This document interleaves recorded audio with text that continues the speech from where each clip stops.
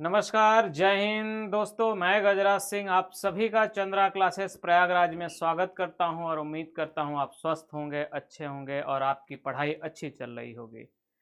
तो हम आइए अपने इस जर्नी को आगे बढ़ाते हैं जो शुरू किया है हमने जियोग्राफी का। हमने लास्ट क्लास में जियोग्राफी में देखा था तापमान को।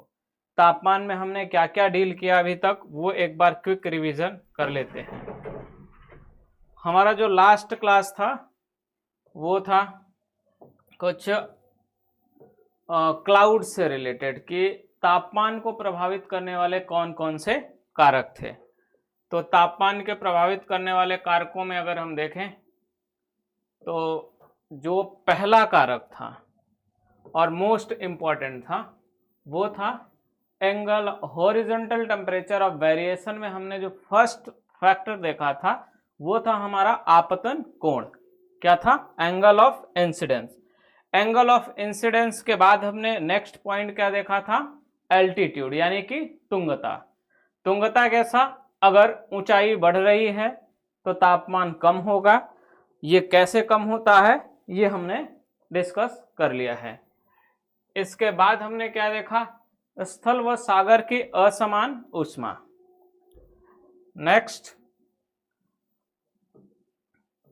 नेक्स्ट में हमने देखा था कि स्थल सागर के जो असमान वितरण था उसका जो प्रभाव था वो किस तरह से था और सागर के पास जो हवाएं चलती हैं वो हवाओं को क्या कहा जाता है और वो हवाएं क्यों चलती हैं। इसके बाद की अगर हम बात करें तो नेक्स्ट हमारा था क्लाउड से रिलेटेड कि क्लाउड का यानी कि बादल का जो आवरण है, जो बादल है इसका जो छाया हुआ रहता है ना कि बादल छाया है, इसका जो आवरण है इस वायुमंडल पे, उस आवरण का तापमान पे क्या प्रभाव है वो भी हमने देख लिया है। 6th पॉइंट हमने क्या देखा? नेक्स्ट दिस क्लाउड यानी कि बादल। अब यहां तक तो हमने देख लिया। अब इसके बाद जो हमारा नेक्स्ट पॉइंट रहने वाला है वो है, ये कौन सा पॉइंट है? 5th and next is 6th यानी कि 6 नंबर, सॉरी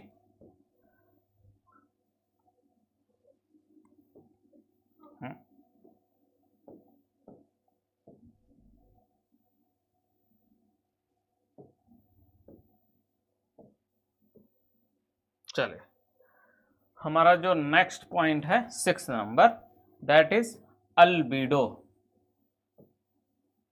अल्बीडो इसको हिंदी और इंग्लिश में दोनों में वही कहते हैं, अल्बीडो ही ज्यादातर आपको मिलेगा। अल्बीडो लिख करके ऐसे ब्रैकेट मार देंगे।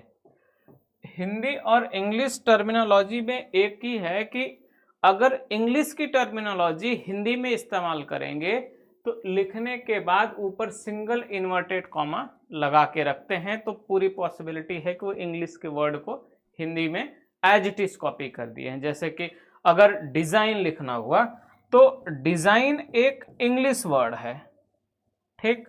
अब अगर इसको हिंदी में ही लिखना हुआ तो कुछ इस तरह से लिखेंगे और ऐसे। अब इसका मतलब ये नहीं है कि सारे के सारे जो भी हमारा इन्वर्टेड कॉमा वाला है सारा का सारा इंग्लिश वर्ड ही डायरेक्ट है, ऐसा नहीं है। जो इंग्लिश वर्ड का हिंदी में करके लिखा जाता है एज इट इज वो होता है हमारा इंग्लिश का वर्ड, ठीक। चलिए तो आते हैं अपने टॉपिक पे कि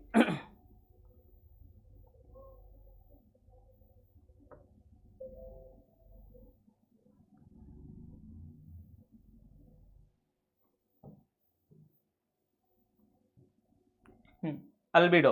अल्बीडो क्या है? अल्बीडो सूर्य से जो प्राप्त होने वाली ऊर्जा है यानी कि जो सनलाइट है वो जब सतह पे प्राप्त होती है और प्राप्त होने के बाद रिफ्लेक्ट हो करके वापस चली जाती है यानी कि परावर्तित होकर के चली जाती है, वही अल्बीडो है, ठीक। जैसे अगर ये हमारा सतह हो गया और यहाँ से सनलाइट प्राप्त हुई, सपोज यहाँ पे 100 यूनिट सनलाइट प्राप्त हो रही है, ठीक।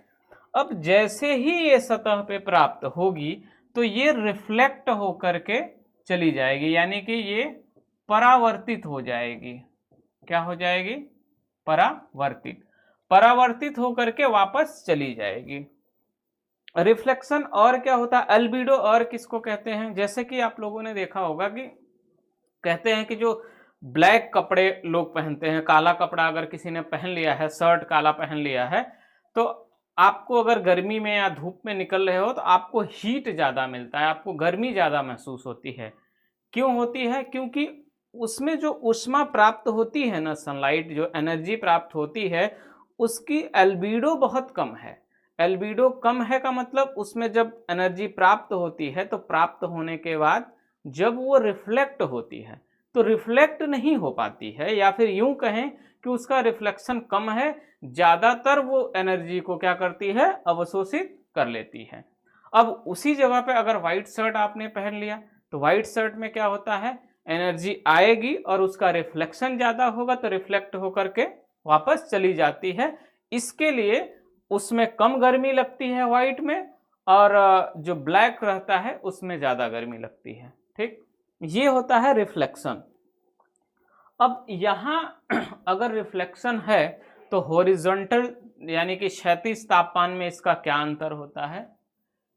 अगर इसको, ये तो रिफ्लेक्शन आप समझ गए कि एनर्जी आई और मान लो 30 यूनिट चली गई या 30% चली गई, तो अब इस परावर्तन को, यानी कि जो परावर्तन है, तो अल्बिडो परावर्तन को संदर्भित करता है। अगर रेफरेंस पॉइंट देखें तो जो अल्बिडो है, यानी कि जो अल्बिडो, ये परावर्तन को संदर्भित करता है।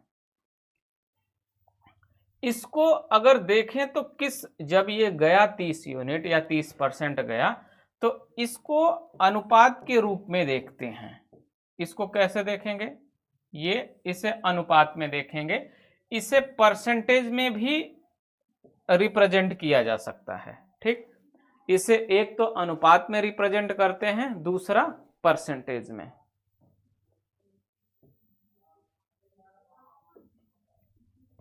First thing, albedo. Albedo, albedo क्या है? ये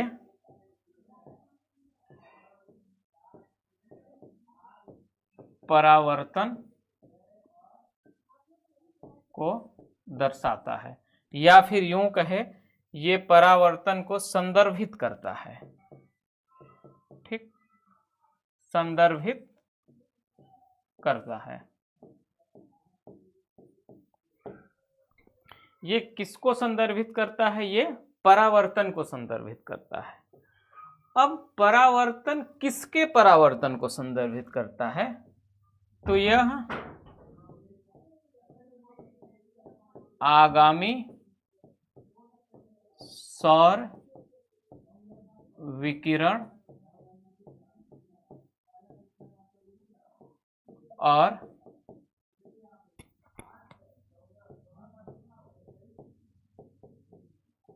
परावर्तित, ये आगामी सौर विकिरण और जो परावर्तित होने वाली ऊर्जा है, इसको दर्शाता है। यानी कि परावर्तित जो ऊर्जा है किस रूप में होती है? किरणों के रूप में होती है। ये परावर्तित किरणों को दर्शाती है।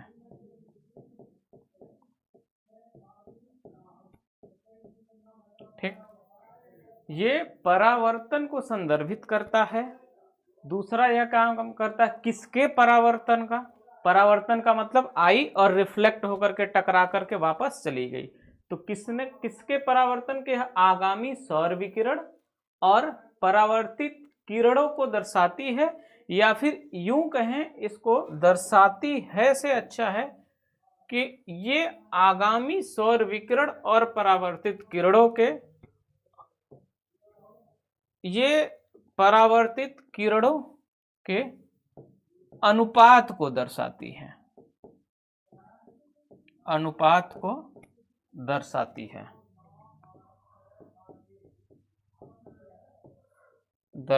है, और इसे परसेंटेज में भी व्यक्त या फिर प्रदर्शित किया जा सकता है। ठीक, किया जा सकता है। इसको क्या कर सकते हैं, यह परावर्तन को संदर्भित करता है। और परावर्तन किसके परावर्तन को, यह आगामी किरणों के जो आगामी सौर विकिरण है और जो परावर्तित होकर के जा रही है, इन दोनों के अनुपात को दर्शाता है। और इन अनुपात को जो हमने आगे लिखा, पहले लिखा कि ये अनुपात कुछ इस तरह से, अगर 30 यूनिट रिफ्लेक्ट हो गई है तो इसको 0:30 लिखेंगे, या फिर इसे परसेंटेज में भी व्यक्त किया जा सकता है। ठीक, वही चीज हमने यहाँ पॉइंट में आपको नोट डाउन करा दिया है। ठीक, अब ये सवाल उठता है कि जो ऊष्मा आई और रिफ्लेक्ट होकर के वापस चली गई, उसका जो परावर्तित ऊष्मा है, परावर्तित ऊर्जा यानी कि एनर्जी, जो हमारी परावर्तित एनर्जी है उसका सतह के, जो पृथ्वी का सतह है, पृथ्वी की सतह को गर्म व ठंडी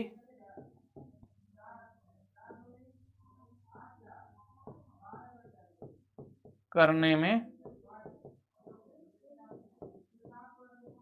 कोई भूमिका नहीं है। ठीक, इसकी कोई भूमिका नहीं है। तो अगर यूं देखें कि जो एल्बिडो है, इसका सरल सा मतलब ये है कि जो किरणें आई और जो परावर्तित होकर के चली गई, तो ये जो एल्बिडो, जो परावर्तित होकर के जा रही हैं, इसी को एल्बिडो कहते हैं। और ये आगामी किरणों और परावर्तित किरणों के बीच के अनुपात को दर्शाता है कि यह किस अनुपात में प्राप्त हुई, किस अनुपात में वापस गई। अब इसके साथ साथ इसे परसेंटेज में भी व्यक्त किया जा सकता है। अगर कोई चीज आ रही है और रिफ्लेक्ट होकर के चली गई, तो जब आई और चली गई तो रुकी तो है नहीं हमारे सरफेस पे एनर्जी। जब एनर्जी रुकी नहीं तो उसके गर्म होने और ठंडे होने का क्वेश्चन ही नहीं पैदा होता है, यानी कि प्रश्न ही नहीं उठता। तो जब प्रश्न ही नहीं उठता तो ये क्या करेगी, परावर्तित ऊर्जा पृथ्वी की सतह को गर्म और ठंडी करने में कोई भूमिका नहीं निभाती है। अब ये है कि इसके जो एल्बिडो है, इस एल्बिडो को कौन कौन कारक हैं। जो एल्बिडो है, इस एल्बिडो को कौन प्रभावित करता है, यानी कि किस चीज पे एल्बिडो डिपेंड होता है। तो ये पहली चीज पे क्या डिपेंड होता है एल्बिडो, पहली चीज कलर ऑफ सरफेस, यानी कि सतह के रंग। ठीक, पहली बात क्या, सतह के रंग, सतह का रंग कैसा है। ठीक, और दूसरा क्या है, स्मूथनेस ऑफ सरफेस,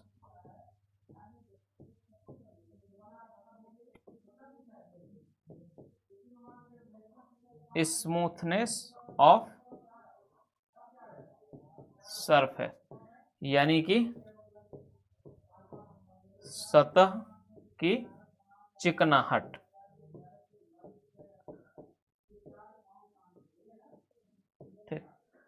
यानी कि दो चीजों पे एल्बिडो डिपेंड करता है। पहला क्या कि सतह का रंग कैसा है।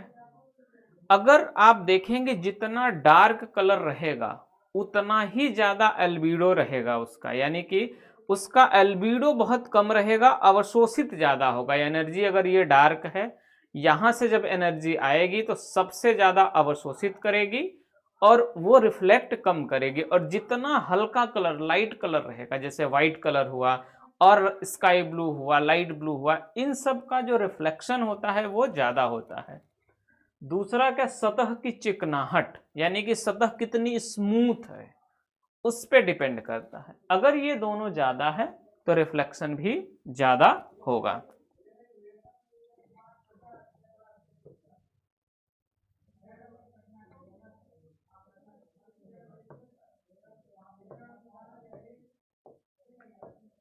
चमकीली व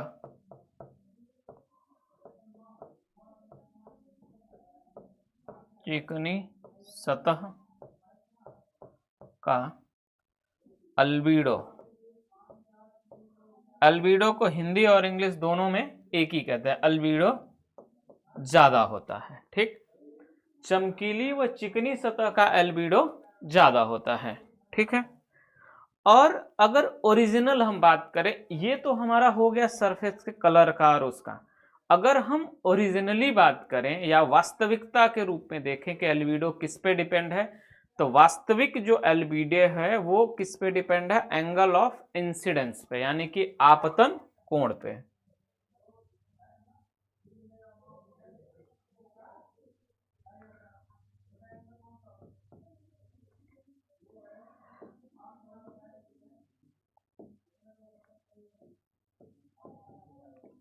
जो वास्तव में इन रियलिटी अगर एल्बिडो की हम बात करें, जो एल्बिडो है वो किस पे डिपेंड्स है, वो डिपेंड है एंगल ऑफ इंसिडेंस, यानी कि आपतन कोण पे। ठीक, किस पे डिपेंड है, आपतन कोण पे। अब अगर आपतन कोण के बारे में हम देखें तो हमने क्या देखा कि जब आपतन कोण क्या है, जो सनलाइट प्राप्त हो रही है और जिस सतह पे प्राप्त हो रही है, इनके बीच में बनने वाला जो कोण है वो होता है आपतन कोण। तो जब आपतन कोण ज्यादा होगा, यानी कि एंगल ऑफ इंसिडेंस ज्यादा होगा, सीधा वर्टिकल ऊर्ध्वाधर किरणें पड़ेगी, तो एनर्जी पर यूनिट एरिया ज्यादा प्राप्त होगी। जब इस फेस पे एनर्जी ज्यादा प्राप्त होगी तो यहां पे एनर्जी क्या होगा, ज्यादा होगा।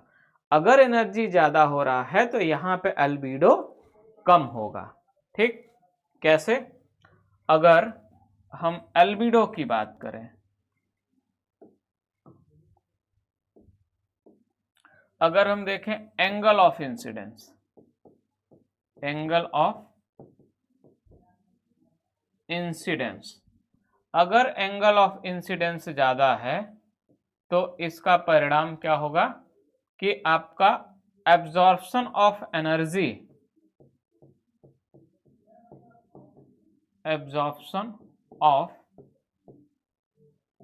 एनर्जी, यानी कि जो ऊर्जा है उसका अवशोषित होना या फिर वो सोखना वो ज्यादा होगा, और परिणाम क्या होगा, अल्बीडो कम हो जाएगा। एंगल ऑफ इंसिडेंस अगर ज्यादा हुआ, एंगल ऑफ इंसिडेंस यानी कि आपतन कोण ज्यादा होगा, सीधा वर्टिकल लाइन पड़ेगी अगर इस सतह पर यहां पे, तो अगर एंगल ऑफ इंसिडेंस 90 डिग्री बन रहा है तो यहां पे क्या होगा कि एल्बिडो जो है, एल्बिडो वो कम हो जाएगा। ठीक, कम क्यों होगा, क्योंकि जब पर यूनिट एरिया एनर्जी ज्यादा प्राप्त होगी तो एल्बिडो कम हो ही जाएगा, क्योंकि वहां पे अवशोषित ज्यादा होगी। जब एनर्जी अवशोषित हो रही है तो रिफ्लेक्ट होके जा नहीं रही है, अगर रिफ्लेक्ट होकर के नहीं जाएगी तो ये अवशोषित होगा तो एल्बिडो कम हो जाएगा। अब अगर बात करें कि एल्बिडो में सबसे ज्यादा किस चीज का एल्बिडो है, जो हाईएस्ट एल्बिडो है, यानी कि अगर हम हाईएस्ट एल्बिडो की बात करें, हाईएस्ट एल्बिडो ये किस चीज का है, ये है आइस का। आइस का एल्बिडो कितना है, लगभग 90% है। ठीक, कितना है, लगभग 90%। हाईएस्ट अल्बीडो जो है वो है आइस का। आइस का अल्बीडो कितना है? लगभग 90% है। अब अगर अल्बीडो ज्यादा है तो यहाँ का टेम्परेचर कैसा होगा? हमको पता है कि अल्बीडो जब क्या है, आई एनर्जी और रिफ्लेक्ट होकर के यानी टकरा करके वापस चली गई, तो उसका गर्म और ठंडा करने में कोई भूमिका नहीं होती है। अगर यहाँ पे अल्बीडो ज्यादा है, यानी कि अगर आइस की अल्बीडो की बात करें, यानी कि बर्फ यानी कि हिम की जो अल्बीडो है अगर वो ज्यादा है, तो जो सरफेस है,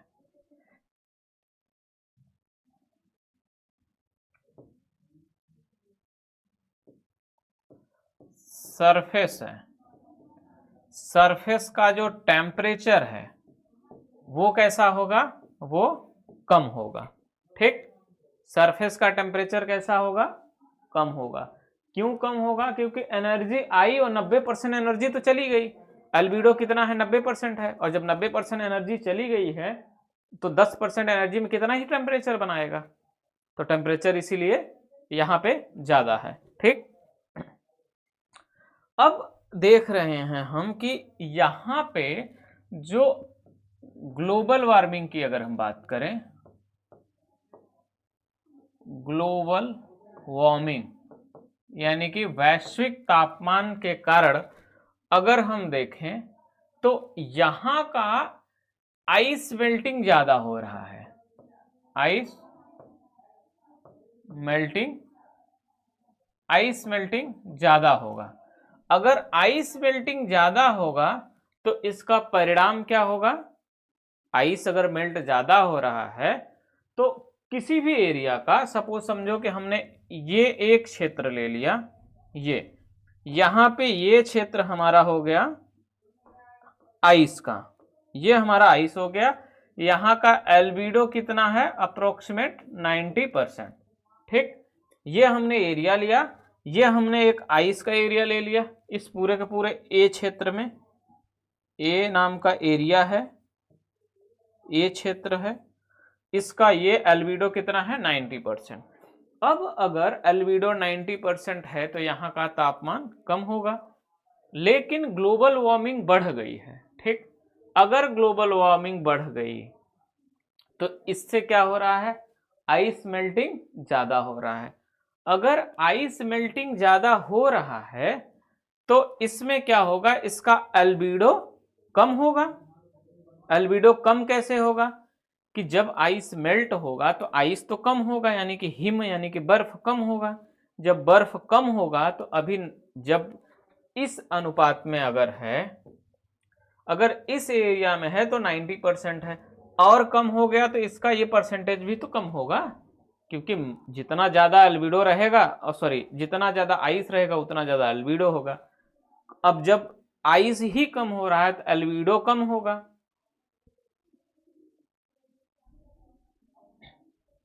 आइस अगर मेल्टिंग हुआ तो क्या होगा? एल्बिडो कम होगा। अगर एल्बिडो कम होगा फिर उसका क्या परिणाम आ सकता है?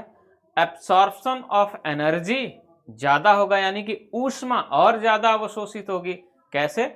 ऊष्मा पड़ रही है, जब आइस थी तो 90% चली जाती थी, लेकिन ग्लोबल वार्मिंग के कारण आइस मेल्ट हो रही है।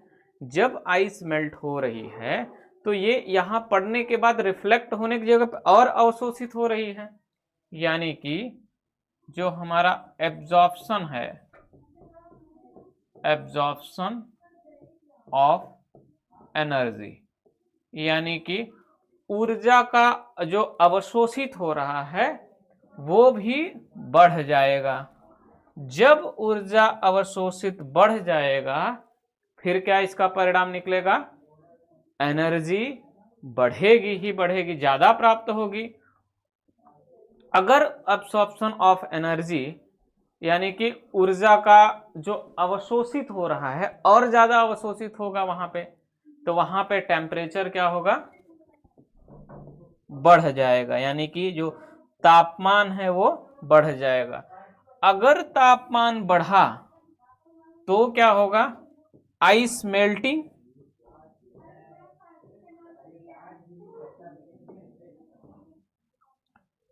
अगर टेम्परेचर ज़्यादा होगा तो आइस मेल्टिंग यानी कि बर्फ का पिघलना ये बढ़ जाएगा। अगर ये बढ़ेगा तो फिर से क्या होने लगा, ये बढ़ेगा तो एल्बिडो क्या होगा, एल्बिडो वापस से, अगर आइस कम है तो एल्बिडो ज्यादा, सॉरी आइस कम हो रहा है तो एल्बिडो भी कम हो जाएगा, आइस ज्यादा है तो एल्बिडो ज्यादा हो जाएगा। तो एल्बिडो कम कहें या फिर लेस एल्बिडो हो जाएगा, यानी कि लेस एल्बिडो, यानी कि एल्बिडो कम हो जाएगा। अब जैसे ही आप यहां देख रहे हैं कि ये लेस एल्बिडो हो रहा है, तो वापस आप देखेंगे कि ये यहां पे जब एल्बिडो कम हुआ था तो ये प्रक्रिया थी। ये प्रक्रिया में हमने क्या देखा, एब्जॉर्प्शन ऑफ एनर्जी, यानी कि जो ऊर्जा है उसका अवशोषित ज्यादा हो रहा है। उसका कारण क्या है, तापमान बढ़ रहा है। तापमान बढ़ेगा तो आइस और ज्यादा पिघलेगा, यानी बर्फ और पिघलेगी। अगर बर्फ और पिघल रही है तो उसका जो अल्बिडो है और कम हो जाएगा, लेस एल्बिडो होगा। लेस एल्बिडो होगा तो वापस से उसी साइकिल में आ जाएगा एब्जॉर्प्शन ऑफ एनर्जी, यानी कि ऊर्जा का अवशोषण ज्यादा होगा, ऊर्जा ज्यादा वहां पे जा करके अवशोषित हो जाएगी। तो ये एक विशिष्ट साइकिल बन जाएगा। इसको क्या नाम दिया गया है, इस साइकिल को, इसका नाम दिया गया है विशिष्ट साइकिल। ठीक, इसको दिया गया है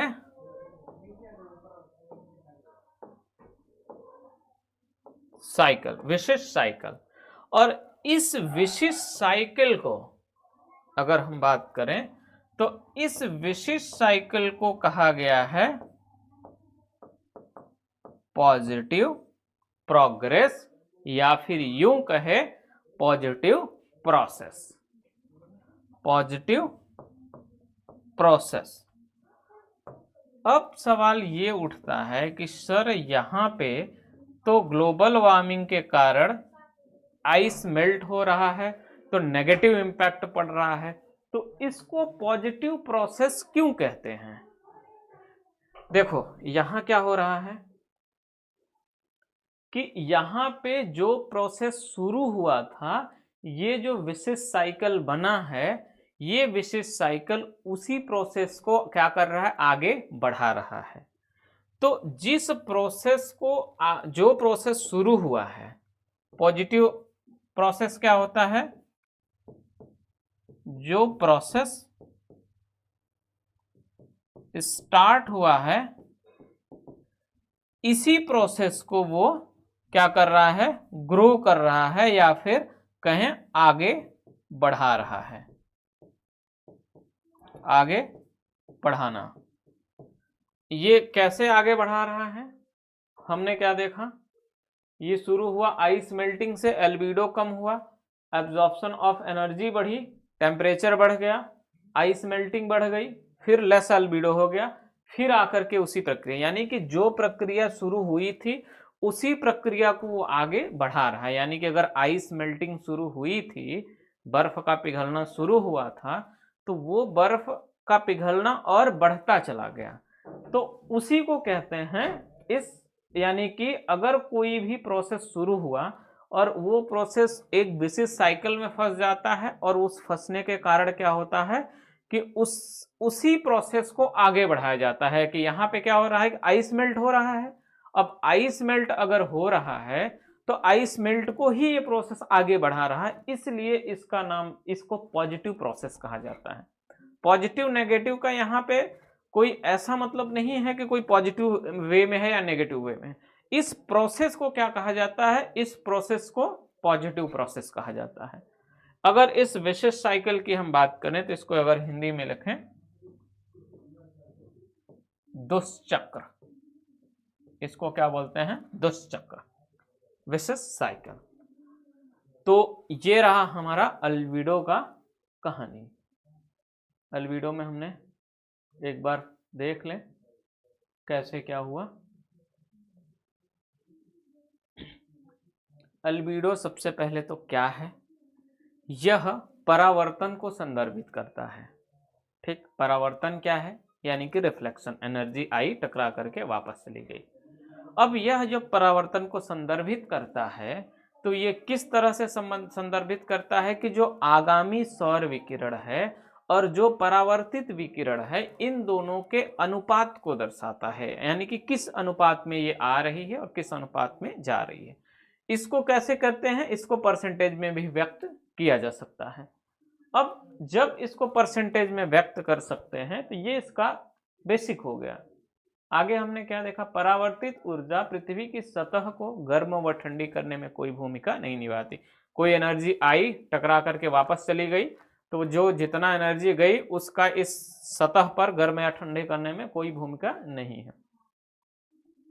तो अब जब ये परावर्तन है, यानी कि अल्बिडो की अगर हम बात करें, अल्बिडो किस चीज पे डिपेंड है? ये डिपेंड है कलर ऑफ सरफेस, यानी कि सतह के कलर और उसकी चिकनाहट, स्मूथनेस पे। चमकीली व चिकनी सतह है उसका अल्बिडो ज्यादा रहता है। अगर अल्बिडो की वास्तविकता को देखा जाए तो इसको ये कह सकते हैं कि इसमें जो हमारा एंगल ऑफ इंसिडेंस है, यानी कि आपतन कोण है, वो आपतन कोण मेन फैक्टर रोल अपना करता है। मेन फैक्टर है किस चीज के लिए? ये अल्बिडो के लिए। अगर एंगल ऑफ इंसिडेंस ज्यादा है तो एब्सॉर्प्शन ऑफ एनर्जी ज्यादा होगी, तो अल्बिडो कम होगा। ठीक, इसके बाद हमने क्या देखा? सबसे हाईएस्ट अल्बिडो किसका होता है? बर्फ का। ठीक, बर्फ का सबसे हिम। ठीक, इस हिम का सबसे ज्यादा अल्बिडो रहता है। कितना? लगभग 90%। अगर आइस अल्बिडो बढ़ेगा तो सरफेस ऑफ टेम्परेचर क्या होगा? कम होगा। क्यों? क्योंकि एनर्जी आई और 90% तो चली गई, तो टेम्परेचर तो कम ही होगा। अगर हम देखें कि ग्लोबल वार्मिंग के कारण अगर आइस मेल्ट होने लगे तो क्या प्रोसेस होगा? ये हमने प्रोसेस देखा। इस प्रोसेस को क्या, ये विशिष्ट साइकिल यानी दुष्चक्र हो जाता है, और इस प्रोसेस को क्या कहते हैं? Positive process.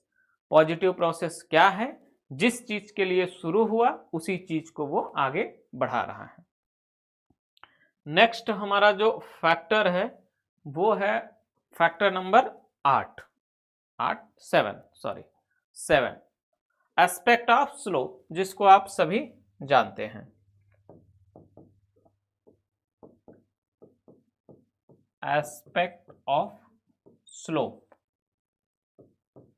यानी कि ढाल की स्थिति।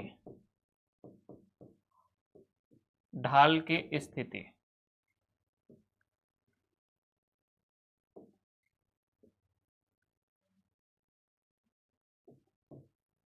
ढाल की स्थिति का क्या मतलब है? सपोज ये हमारा कोई माउंटेन हो गया, ठीक, और यहां हमारा सन का कुछ इस तरह से हमारा सन है। अब जब एनर्जी सबसे ज्यादा इस साइड में पड़ेगी, यहां पे एनर्जी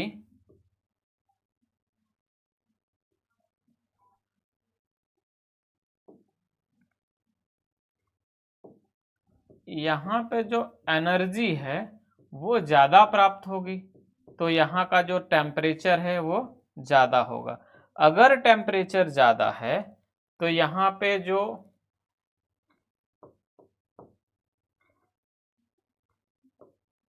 फ्लोरा एंड फौना है वो भी क्या होगा? ज़्यादा होगा।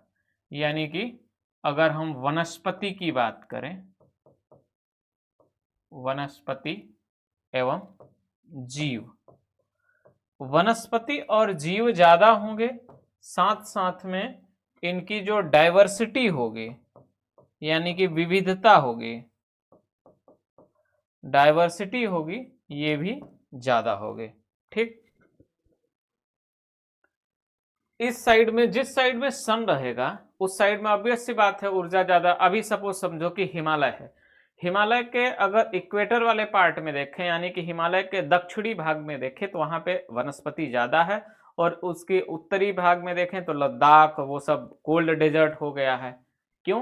क्योंकि यहाँ पे एनर्जी ज्यादा मिले, सन राइज से लेकर के सनसेट तक सबसे ज्यादा एनर्जी इस साइड में मिल रही है। यहाँ पे क्या हो रहा है, एनर्जी कम मिल रही है।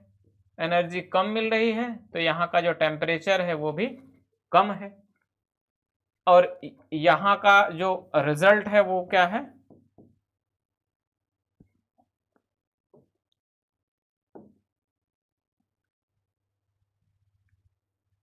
यहाँ के अगर रिजल्ट की बात करें तो फ्लोरा एंड फौना ये है, कम है या फिर नहीं है। ये है हमारे ढाल की स्थिति। ये हमारे क्षैतिज तापमान को परावर्तित करने में इसकी भूमिका रहती है। नेक्स्ट कौन सा है हमारा, role of prevailing winds and oceanic currents. 7 हो गया। अब हम देखते हैं 8 नंबर पे,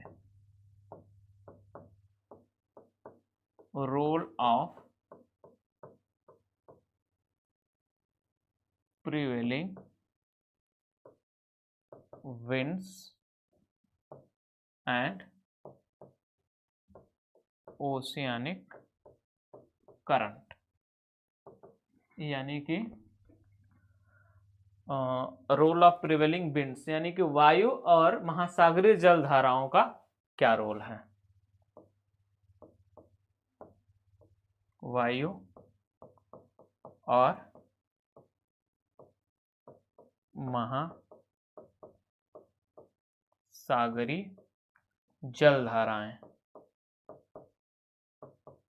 जलधाराओं, रोल ऑफ प्रिवेलिंग विंड्स का इस क्षैतिज परिवर्तन में, क्षैतिज जो तापमान का क्षैतिज परिवर्तन है उस पे इसका क्या असर पड़ता है।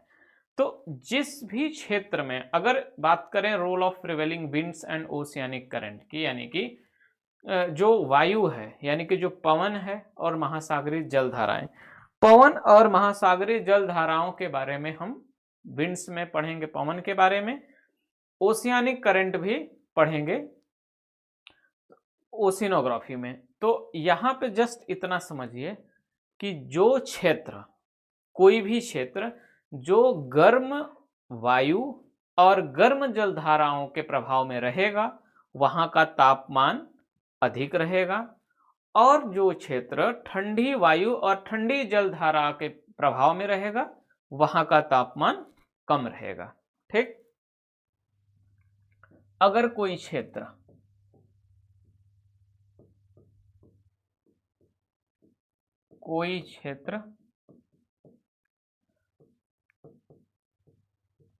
ठंडी जलधारा व वायु के प्रभाव में रहेगा तो वहां क्या रहेगा, वहां ठंडा रहेगा, या यूं कहें कि वहां का जो तापमान है वो तापमान कम होगा।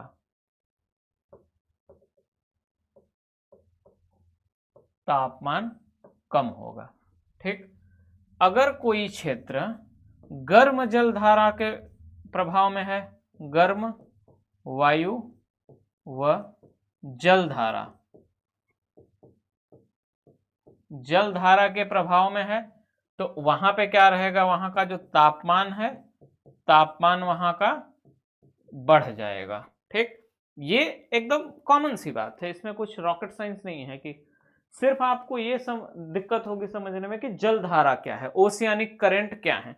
ओशियानिक करंट ये है कि जो हमारा महासागर है उसमें एक नदी की तरह, नदी एक तो है हमारी जो रिवर सिस्टम है, यानी कि जो सतह पे सरफेस पे है वो नदी है, और उसको भी एक तरह से महासागर की नदी कह सकते हैं कि वो महासागर की नदी है। महासागर की नदी है तो वो महासागर में ही चलेगी, तो वो हम ओशिनोग्राफी यानी जब समुद्र विज्ञान शुरू करेंगे तब उसमें पढ़ लेंगे। अभी सिर्फ इतना समझो, अगर गर्म है तो उसका प्रभाव गर्म रहेगा, ठंडा है तो उसका प्रभाव ठंडा रहेगा। अब कोई भी वायु गर्म है या ठंडी है वो कैसे डिसाइड करते हैं? कोई भी वायु गर्म है या ठंडी वो कैसे डिसाइड करते हैं? उस पर्टिकुलर जिस स्पेस से या फिर जिस प्लेस से हम उसका कंपेयर कर रहे हैं, उसके कंपैरिजन से ही डिसाइड हो सकता है, अपने आप में नहीं डिसाइड हो सकता। कैसे? सपोज एक स्थान ए हो गया, बी हो गया, सी हो गया, ये हो गया हमारा 3 प्लेस। यहाँ का टेम्परेचर 40 है, यहाँ का टेम्परेचर 35 है डिग्री सेल्सियस है, और यहाँ का टेम्परेचर 30 डिग्री सेल्सियस है। अब सबसे गर्म कौन सा है? ये कैसे पता चला? क्योंकि हमने इसके साथ तुलना किया, इनके साथ किया या पूरे के पूरे साथ किया है। लेकिन अगर हम बात करें कि बी कैसा प्लेस है, तो खाली बी रहेगा तो यहाँ का तापमान 35 डिग्री है, ये बता ही नहीं सकते कि वार्म है कि कोल्ड है, यानी कि गर्म है कि ठंडा है। तब तक नहीं बता सकते जब तक कि किसी और के साथ हम तुलना ना कर लें।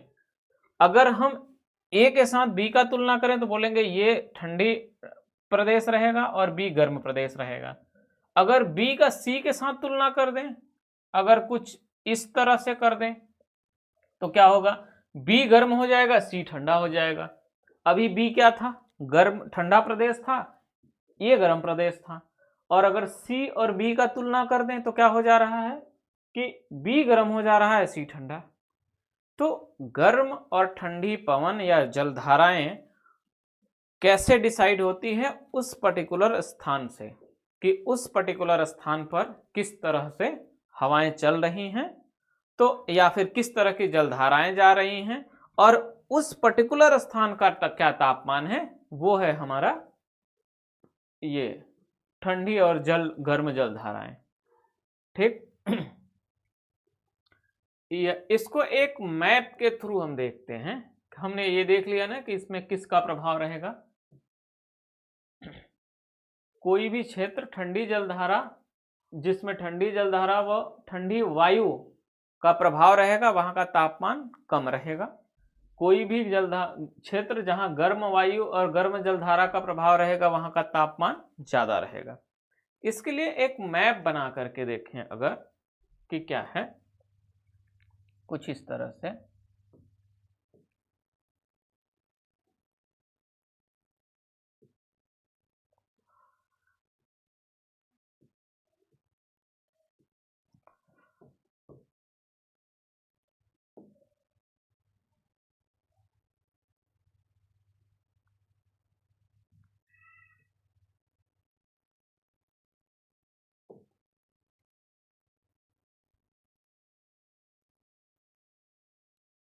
यो, और इसके बाद अगर देखें तो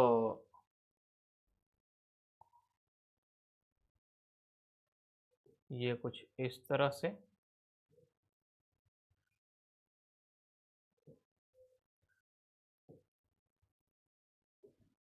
कुछ यहां। ठीक,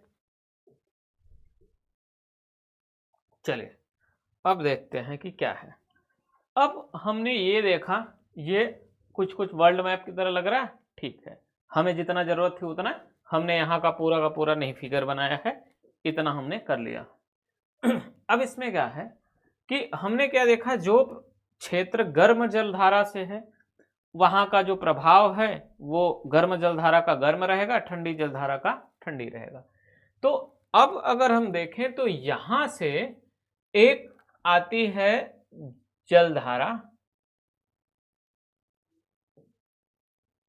इसका जो नाम है